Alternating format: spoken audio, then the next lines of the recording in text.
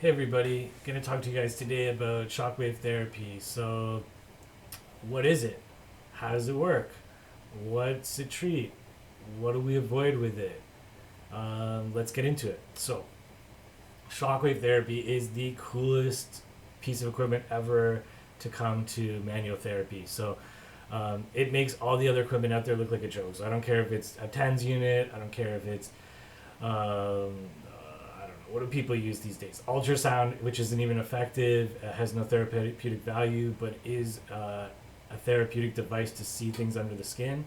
So ultrasound not effective, but let's just say people are putting ultrasound on your sore shoulder or something, not doing anything obviously. Obviously, this makes that look like a joke.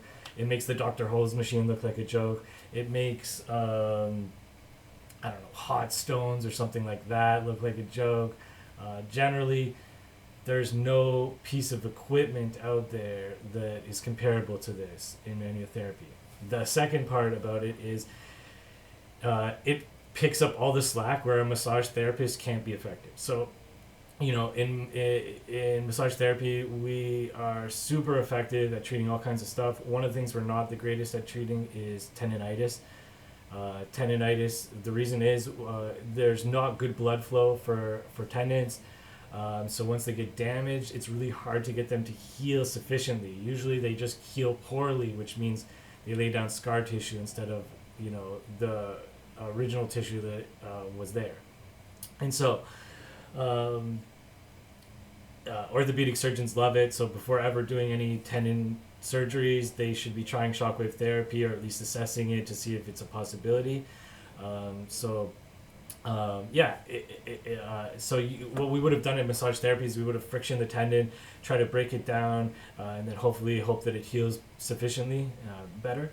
And so, we can have an effect, but if you get a bad tendinitis, you're not really going to do much, and so you feel really ineffective. So shockwave therapy picks up all the slack where you're sort of, missing out there.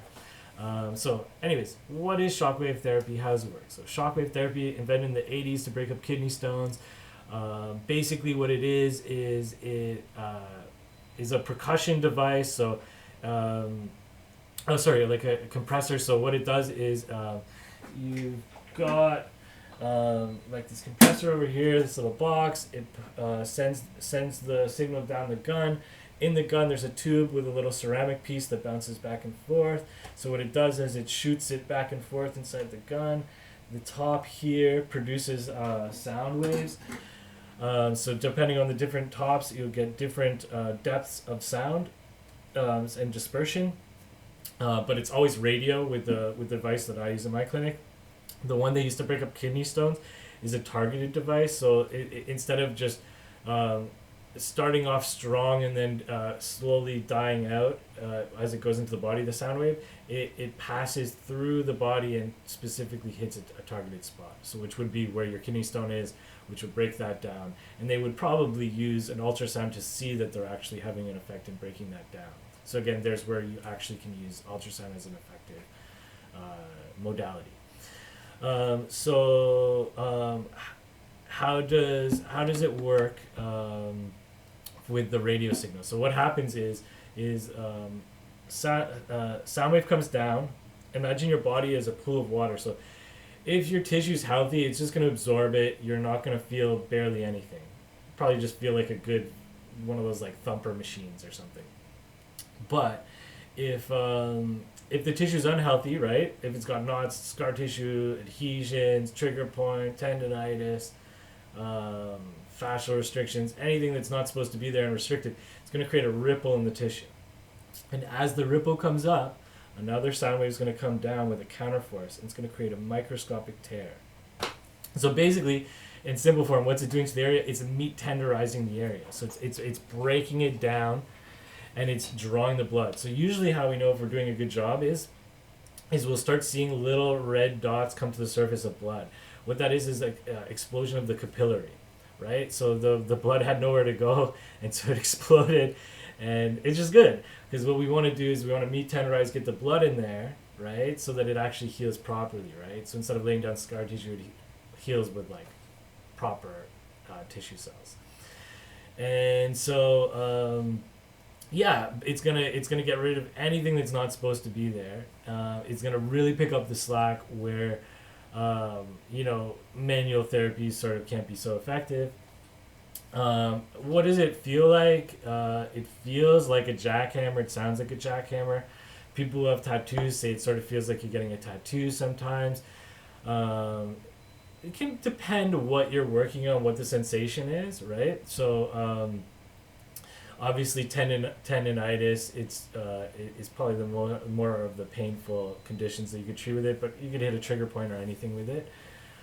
And so yeah, what do we want to avoid? We don't do shockwave therapy to people who are pregnant. We don't want to start a positive feedback loop and get them into an early birth cycle. We don't do it to people with cortisol injections because cortisol is anti-inflammatory, shockwave is pro, so they counter each other out and make each other ineffective. So we don't want that. We don't do it to people with pacemakers because we don't want to mess with that device. And we don't do it to people who, what else do I want to say here? Oh, thalassemia. So if you have a blood clotting disorder, so any kind of clotting, we don't want to create any clotting episodes. So we don't do it to people like that. But pretty much everybody else you can do it to. We avoid irritating the lungs. We avoid breaking down any arteries too much, and we avoid damaging any main nerves. But generally, it can't really hurt people. So it's super effective. But we avoid all those guys. And then what else do I want to tell you about shockwave therapy? Yeah, so I sometimes I tell people it can do like what 50 to 100 massages can do at times. It can be that effective, and yeah, I really have great results in my clinic using it. And like I said, it picks up where massage sort of doesn't do the trick. And I don't know of any other healthcare manual therapy medical device that comes anywhere close to this. So if you're trying to compare it to something else you've had in the past, it's not comparable. It's not going to be anywhere near as effective as this. So hopefully this helps you guys get a better understanding. I know there's not a lot of information on shockwave therapy on the internet, so I wanted to make this for you guys. If you have any questions, if you want to know more about anything, you can comment below. You can visit me at Chizick massage.com.